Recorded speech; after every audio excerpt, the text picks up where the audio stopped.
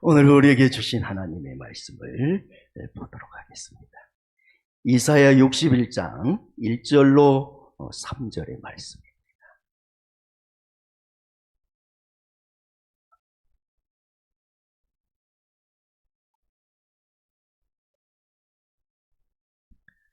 이사야 61장 1절로 4절까지지만 오늘은 3절까지 하도록 하겠습니다. 다 같이 우리 합독함으로 주께서 주신 말씀을 받도록 하겠습니다. 주 여호와의 영이 내게 내리셨으니 이는 여호와께서 내게 기름을 부으사 가난한 자에게 아름다운 소식을 전하게 하려 하심이라. 나를 보내사 마음이 상한 자를 고치며 보로된 자에게 자유를, 갇힌 자에게 노임을 선포하며 여호와의 은혜의 해와 우리 하나님의 보복의 날을 선포하며 모든 슬픈 자를 위로하되 무릇 시온에서 슬퍼하는 자에게 화관을 주어 그 죄를 대신하여 기쁨의 기름으로 그 슬픔을 대신하며 찬송의 옷으로 그 근심을 대신하시고 그들이 곧 여호와께서 심으신 그 영광을 나타낼지라 일컬음을 받게 하려 하심이니라. 아멘. 할렐루야. 오늘 말씀과 예배 중에 주께서 치유하시고 회복하시길 주님의 이름으로 축복합니다. 우리 옆 사람에게 예배 중에 치유와 회복이 일어나길 축복합니다.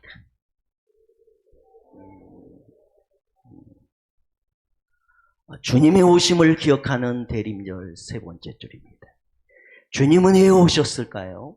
오늘 이사야 61장은 미리 주님이 오심이 어떻게 되는가를 예언해 주는 말씀인데, 자 보니까 1절에 보시면 나를 보내사 여호와의 영이 내리셨고 기름을 부으시고, 그래서 아버지 하나님께서 그 아들을 이 땅에 보내심으로 그가 오시면 이 땅에 무슨 일이 일어날까요?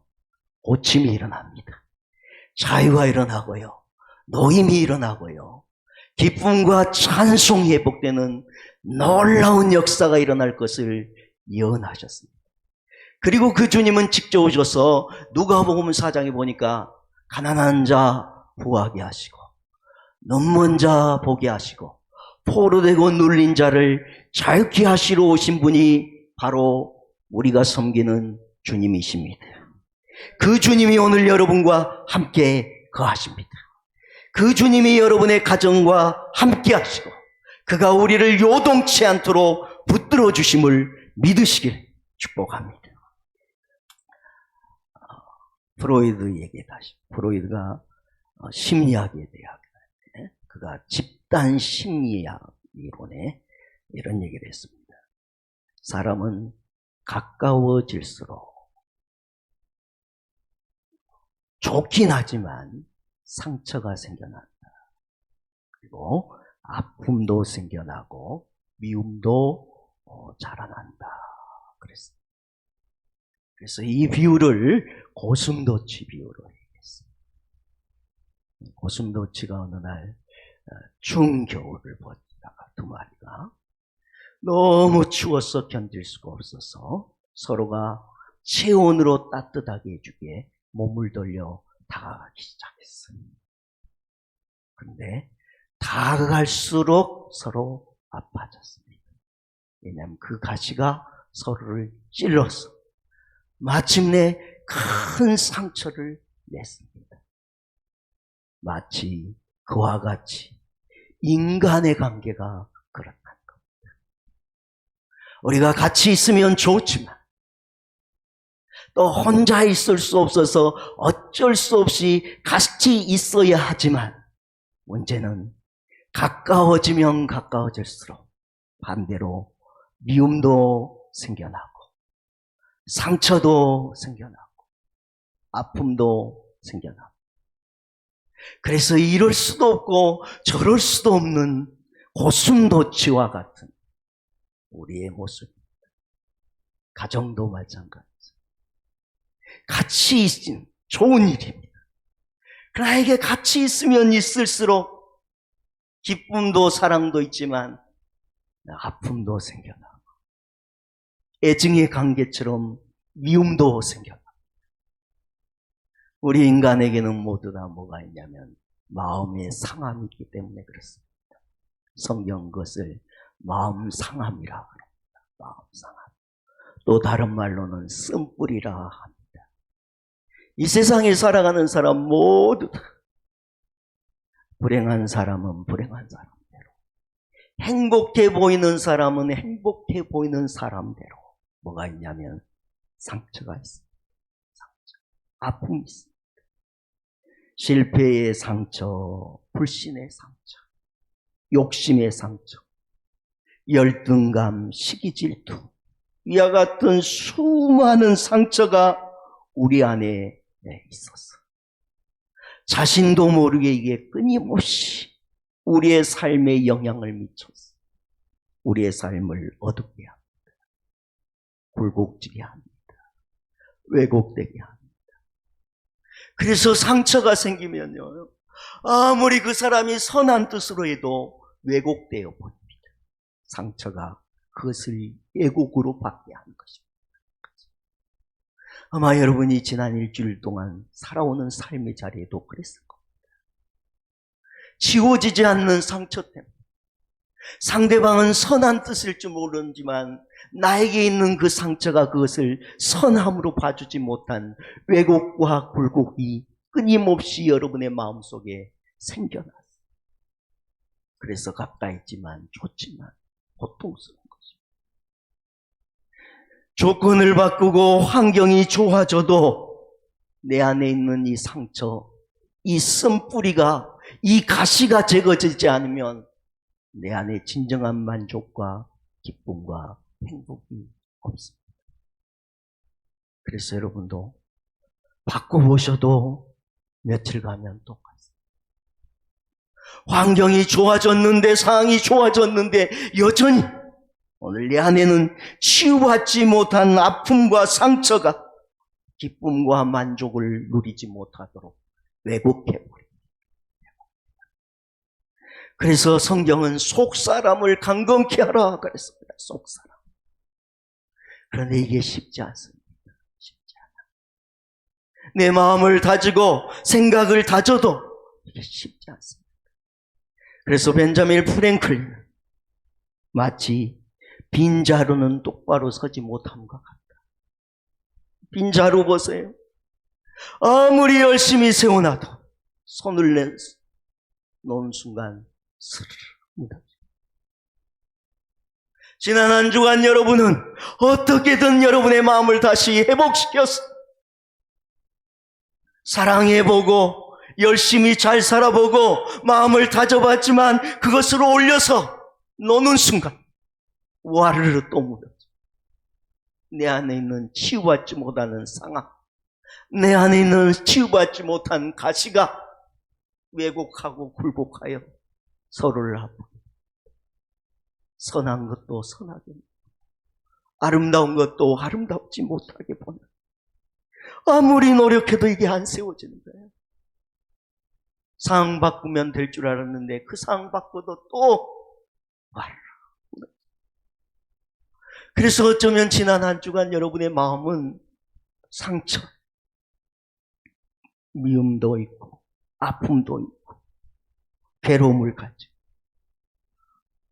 그렇다고 벗어날 수도 없고 가까이 하기도 아프고 그렇다고 멀리 하기도 아픈 삶을 여러분이 살다 오셨습니다.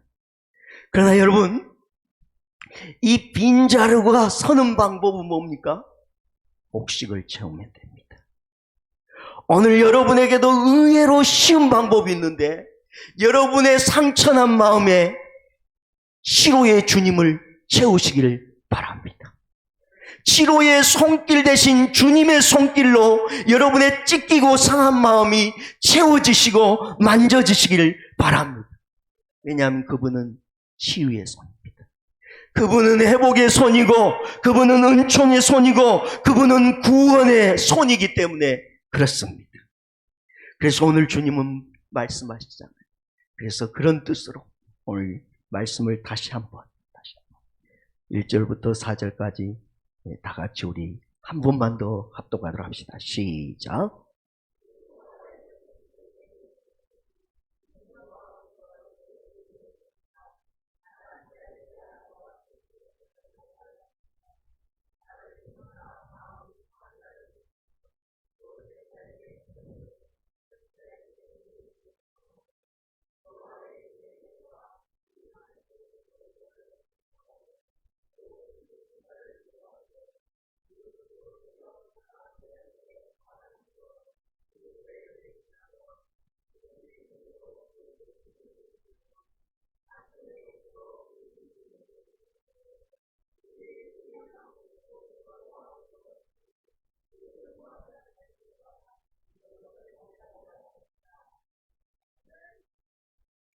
여러분, 우리 주님이 어떻게 하시겠다는 거예요? 찢기고 상하고 아픈 우리, 그 모든 것으로 더러워진 우리를 깨끗하게 씻는다. 아름다운 새 옷을 입혀주시고, 그 다음에 아름다운 간을 씌워주시고, 우리의 얼굴에서는 기쁨이 넘치게 하시고, 우리의 입술에는 찬송이 넘치도록 그가 찢기고 포로되고 가난한 우리를 고치시고 위로하겠다고 말씀하고 계십니다. 주님은 우리 모두를 회복해 주시기 위하여 이 땅에 오셨습니다. 오늘 이 말씀은 이스라엘 백성이 포로 중에 있을 때 준 말씀. 그런데 여러분 생각해 보세요. 나라가 망하고 포로에 붙잡혀 갔습니다. 언제 돌아갈는지 희망이 없습니다. 그런데 이들에게 무슨 기쁨과 행복이 있겠습니까? 그런데 주님은 말씀하십니다. 메시아가 오면, 그 메시아가 은혜의 날을 선포하면 그런 나라가, 그런 백성이, 그런 개인이, 그런 가정이 회복되어진다고 약속하고 계십니다.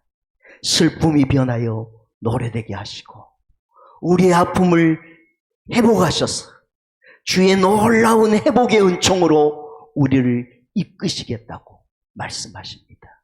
우리는 할 수 없지만 주님이 하시겠다는 얘기입니다. 우리는 도저히 희망을 가질 수 없지만 희망의 주님은 우리 안에 희망을 열어주십니다. 황폐하고 무너진 성을 그가 수축하시고 다시 일으켜 세우듯이 여러분의 황폐한 심령과 가정, 그리고 여러분의 삶의 자리에도 그가 다시 일으켜 세우시고 치료하시고 수축해 주실 것을 믿으시기 바랍니다. 왜냐하면 그분은 예언된 메시아가 아니라 이미 주님은 여러분 안에 와 계십니다. 여러분 안에. 그분은 하나님 아버지의 능력으로, 보혈의 능력으로 여러분 안에 거하고 계십니다. 그는 약할 때 강하게 하시고 가난한 자 부하게 하시고 병든 우리의 심령을 치료하시는 치료의 주님이 되십니다. 믿으십시오. 많은 사람들이 믿음을 잘 갖지 않습니다. 어느 날 자유주의 신학자였던 올드 목사님이 교회를 맡고 심하고 계셨는데 6살 금발 소녀의 부모가 긴급하게 연락이 왔어요. 왜냐하면 자기 딸이 백혈병으로 죽어가고 있대. 목사님이 오셔서 기도 좀 해달라. 그런데 이 목사님은 자유주의 신학자였어요. 목사였지만 성경에 있는 기적을 안 믿어요. 자유주의 신학은 이성으로 이해되지 않는 기적을 신화로 봤어요. 신화로. 그러니까 믿지 않았어요. 그런데 자기보다 와서 죽어가는 딸을 위해서 기도해달라는 거예요. 안 갈 수도 없고 그래서 목사이기 때문에 가서 기도를 해줬어요. 믿음의 기도가 아니에요. 마지못해 해주고 왔어요. 그리고 이제 주일날 설교 말씀을 준비하는데 기적에 대한 말씀. 왕의 신하를 고치시고 살리신 주님의 놀라운 말씀을 보는데 마음이 막 찔리기도 하고 여러 생각이 왔어요. 그래서 주일 찬양 예배를 마치고 그 교회에 신실한 기도의 사람들 6사람을 불렀어요. 그리고 그 아이를 불렀어요. 손을 얹고 이 사람들과 함께 기도를 힘을 다해서 해줬어요. 그리고 목사님이 집으로 갔는데 마음이 너무 좋았어요. 처음에 기도는 그냥 마지못한 기도인데 그래도 믿음의 사람들과 함께 기도했어요. 너무 만족. 그런데 얼마 지나지 않아서 그 부모에게 연락이 왔어요. 무슨 연락이 왔냐면 주님이 그 벽혈병에 죽어간 아이를 치유해 주셨다는 놀라운 소식을 들은 거예요. 주님이 치료하신 거예요. 누가 놀라고 누가 감동했겠어요? 목사가. 자의주의 신학에 빠졌던 목사가 하나님은 지금도 치료하시고 성경의 말씀은 기록된 말씀이 아니라 신화가 아니라 오늘 우리의 현장에 역사하는 말씀이구나. 자유주의 신학 신봉자였는데 그 자유주의 신학을 버리고 새로 복음주의 신학교를 들어갔어요. 그리고 다시 신학을 공부하고 복음주의자가 돼서 복음을 전하는 위대한 사명자가 되었어요. 사랑하는 성도 여러분, 주의 보혈은 능력이 있습니다. 여러분의 육신의 문제든지 여러분의 가정과 영적인 문제든지 그가 치유하시고 회복해 주십니다.